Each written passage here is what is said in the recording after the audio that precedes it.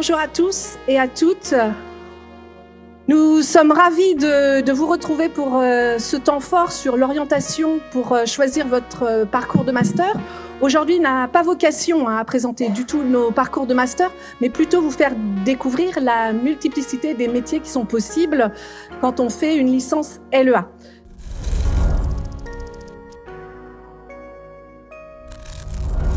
Bonjour à tous. Je suis ravie d'être là. Effectivement, moi, je suis diplômée du Master Commerce International, promotion 2019. Et ça fait 6 ans maintenant, 6-7 ans, que je suis commerciale. Voilà, on peut le dire, n'ayons pas peur des mots, on entend beaucoup ingénieur d'affaires, chargé de compte. Disons les choses, je suis commerciale. Ça fait 3 ans que je travaille dans une entreprise qui s'appelle Mismo, qui est une PME, prestataire de services informatiques.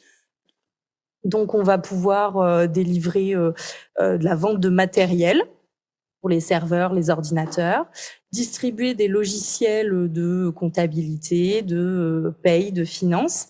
Moi, j'interviens sur la partie édition de logiciels.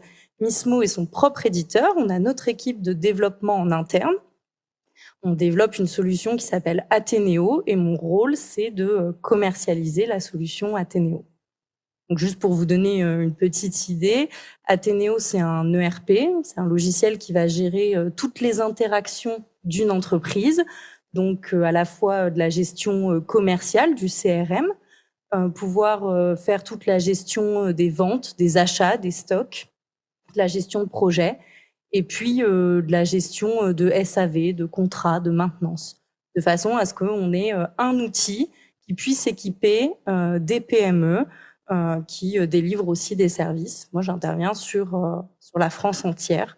Les clients, c'est des entreprises qui font de 15 à 250 salariés à peu près. Et donc, mes missions au quotidien, pour vous expliquer mes missions, je vais vous donner la méthode commerciale de Mismo. Comme ça, vous aurez en plus appris une méthode commerciale. La méthode commerciale chez Mismo, c'est le P donc. Donc, c'est le P pour prospection, le A pour analyse, le D pour démonstration, le O pour offre de prix, le N pour négociation, C conclusion et S suivi client. Et ça, finalement, ce sont toutes les actions que je fais, de la prospection, de la découverte des besoins, faire des démonstrations, des offres, négocier, conclure et accompagner que ce soit des clients existants sur des nouveaux besoins ou des prospects qui souhaitent choisir une nouvelle solution. Ça prend à peu près 80% de mon temps. Les 20% restants, ils sont consacrés à des missions plutôt autour de la communication et du marketing, parce que on est éditeur, donc c'est nous qui proposons notre contenu et la stratégie de communication qu'on a envie de délivrer. Le but, c'est bien sûr de communiquer pour augmenter les ventes de notre logiciel. Et donc, je travaille en lien fort avec notre service marketing, qui, eux, vont plutôt porter la partie exécution d'une campagne de communication, quand moi, je vais plutôt porter le contenu, la fréquence, les sujets qu'on va aborder. Par exemple, on a une newsletter mensuelle. C'est moi qui décide des thèmes qui vont être abordés. C'est moi qui fais la rédaction. Peut-être si je vous donne un exemple d'une journée type, je vais vous raconter ma journée d'hier. Hier, j'ai ouvert ma boîte mail, j'ai envoyé un devis, donc j'ai fait une offre de prix à un client qui souhaitait un module complémentaire. J'en ai appelé un autre parce que il contestait sa facture et donc j'ai dû lui expliquer la prestation qu'on avait effectuée et pourquoi il devait cette facture. J'ai travaillé plutôt sur un scénario de découverte des besoins pour proposer une nouvelle solution à un client, pour l'équiper en comptabilité. Donc là, c'est plutôt un apport d'affaires pour un collègue.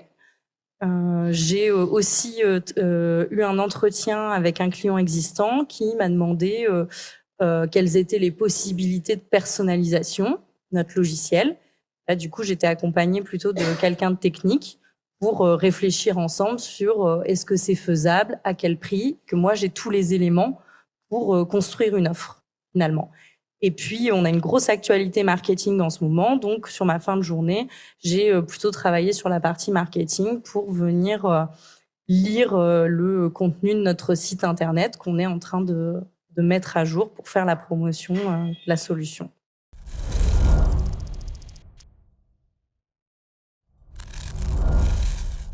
Bonjour à tous. Du coup, moi, c'est Mickaël. J'ai fondé une entreprise qui s'appelle Jimeo en 2009, donc un peu plus de 15 ans. Puis je viens vous parler ici. Alors, je peux prendre différentes casquettes, hein, parce que donc moi, ce que j'aime bien, c'est vous parler plus d'entrepreneuriat, parce que c'est aussi une issue possible à l'issue de votre master, de tout simplement monter votre propre entreprise ou association ou quelque chose comme ça.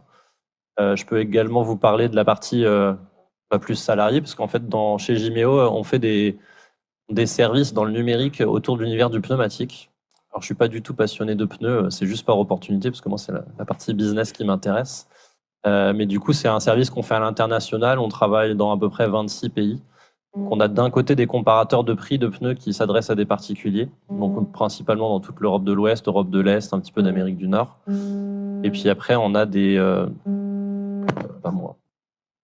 on a aussi des centres des réseaux de centres de montage, en fait. On a des garages, on travaille avec à peu près 9000 garages en Europe dans 10 pays.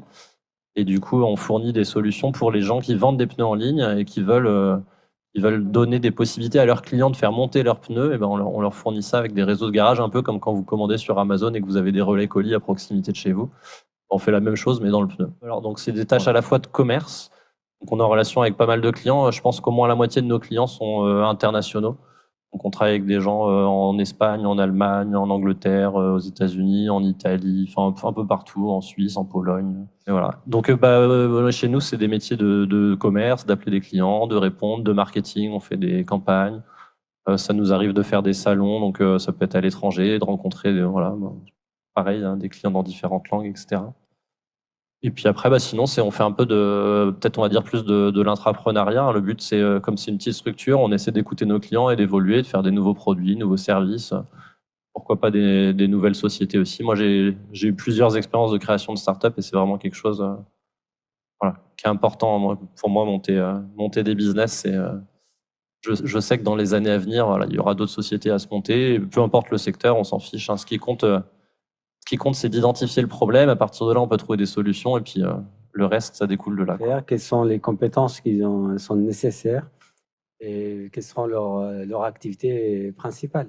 Les activités, en général, on a plusieurs types de profils, mais souvent sur l'international, ça peut être soit donc toute la gestion avec entre autres nos garages partenaires.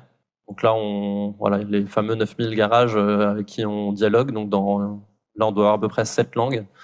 Donc là, l'objectif, c'est de leur envoyer des communications, de répondre, que ce soit des mails, ça peut parfois être du téléphone, de faire de la mise à jour, etc. Donc ça, c'est on va dire, c'est plus du commerce quand même. On leur vend pas forcément quelque chose parce qu'on a atteint un petit peu un nombre critique, donc on cherche pas forcément à augmenter le nombre de garages pour le moment. Après, on a des activités qui sont plus liées à du marketing, à du référencement, donc ça peut être de la création de contenu, ça peut être améliorer les sites, ça peut être de la traduction, ça peut être faire des nouvelles pages. En fait, on a entre 1 et 2 millions de personnes qui viennent sur nos sites chaque année.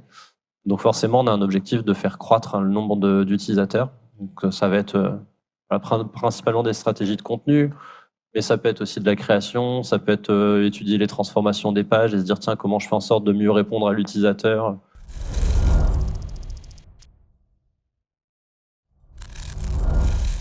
Bonjour à tous. Donc oui, je suis Danilo Pagano, je suis responsable export chez TIM. TIM, c'est une PME basée à Sotron. On fabrique des machines et mon rôle, c'est vendre ces machines-là avec notre réseau de distributeurs en Europe, notamment, et dans différents projets à l'export. Déjà, je tiens à vous dire que je suis content d'être ici à l'Université de Nantes. Moi, je suis issu d'une université publique en Argentine, l'Université de Buenos Aires. Il y a différentes façons d'être commercial. Moi, j'ai un côté plutôt ingé. Mais même à l'école d'ingénieur, moi, je sentais que j'allais être front office. Ça veut dire que moi, j'aimais bien ça. J'aimais bien d'être en contact avec avec les jeunes, il y a des autres profils et ils préfèrent d'être dans l'industrie, à gérer la production. Moi, j'ai senti tout le temps que c'était ça. Donc, après, je suis pas là pour vous donner des conseils, mais vous savez ce que vous aimez bien à peu près faire. Après, quand on fait notre métier, ils nous payent pour faire ça. Donc, ça veut dire qu'il y a des moments on prend plaisir, il y a des moments que non, que c'est dur et qu'on n'a pas envie. Et des fois, ça arrive par vague. Donc, le commerce, c'est ça. C'est se lever tous les jours, aller résoudre les problèmes des clients et trouver des solutions. Écouter aussi, pas seulement parler. Écouter beaucoup pour trouver des nouvelles solutions et des nouveaux business aussi. Okay. Quoi d'autre? Moi, je tiens à répondre des questions. Si vous avez une chose importante, c'est on a une alternante chez nous, elle est en Master 2, Jeanne, très, très compétent. Ce que je veux dire, c'est que le métier commercial, ça t'amène à ça. Ça t'amène à explorer, et les langues, ça te permet de ça, faire travailler ton cerveau et être prêt à apprendre des choses. Peut-être un peu un exemple sur un produit, un marché, une machine que vous vendez pour un marché étranger. Ouais. Comment on aborde le marché, comment on analyse le marché, les clients, cette différence culturelle, comment on mène une négociation avec Je fais la même chose, mais moi, je m'occupe de gérer les distributeurs. Ça veut dire les entreprises locales dans le pays qui parlent la langue et qui vendent nos produits et des autres produits qui sont associés au monde du béton. Donc moi, mon interface, c'est directement avec les distributeurs. Ce qu'il faut comprendre, c'est que quand on vend sur un réseau de distributeurs, on a moins d'accès à l'information du marché. Ça veut dire c'est la personne qui vend en direct. Il y a plus d'informations concernant ce qui se passe dans le marché. Moi, mon travail, c'est le soutenir et répondre à tout ce qu'il a besoin, notamment information de notre produit, information de les pannes qu'il peut y avoir dans le produit, comment résoudre les problèmes. Au quotidien, c'est ça, c'est être en contact avec les entreprises qui facilitent l'installation de nos machines et qu'après, ils vendent à ses clients. Okay?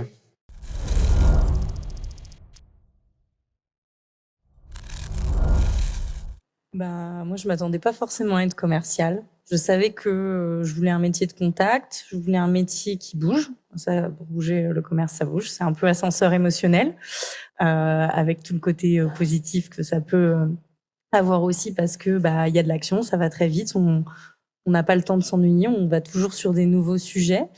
Mais par exemple, j'aurais jamais pensé que de la négociation, ça me plairait. Et que j'allais avoir un poste où je négociais pour pouvoir conclure mes ventes. Et finalement, j'ai découvert sur le terrain que j'avais l'adrénaline de la vente. Alors, toutes les ventes sont belles, hein, certaines sont plus belles que d'autres. Et voilà, le fait de conclure, c'est vraiment ça qui m'anime. Et ça, je l'ai découvert en stage et en testant sur le terrain.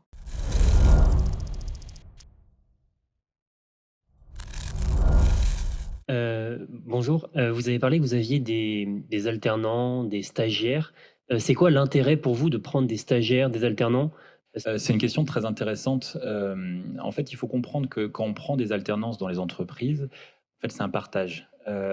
L'entreprise s'engage à former des jeunes et en retour, on attend justement une ouverture d'esprit et la capacité à porter un regard critique aussi sur nos propres organisations. Et moi, je dis souvent aux personnes, parce que pareil, j'ai une personne issue de LEA dans mon équipe, ne fais pas machinalement ce qu'on te demande. Questionne toujours, justement, que ce soit les process, que ce soit les fonctionnements. Parce que justement, vous avez un regard nouveau, et c'est là où vous pouvez également apporter à l'entreprise. Et plus vous serez en capacité d'apporter ce recul, plus vous allez vous former, plus l'entreprise voudra vous garder derrière.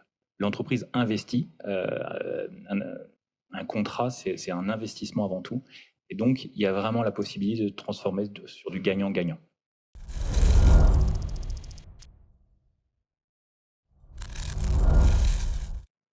effectivement, en fait, en tant que responsable de formation, que je suis aussi beaucoup d'étudiants en alternance, en fait, il ne faut pas aussi oublier qu'il y a des compétences qui sont assez rares, des domaines d'activité, il y a beaucoup de tensions. Et donc, effectivement, l'alternance et le stage, c'est une manière de capter de bons profils, les tester et après les recruter.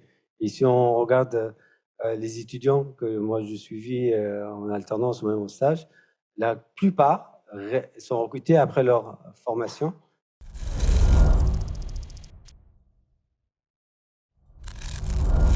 Je voulais savoir, s'il vous plaît, quel était le temps de recherche de votre premier emploi? Mon premier emploi, ça a été la continuité de mon stage de Master 2.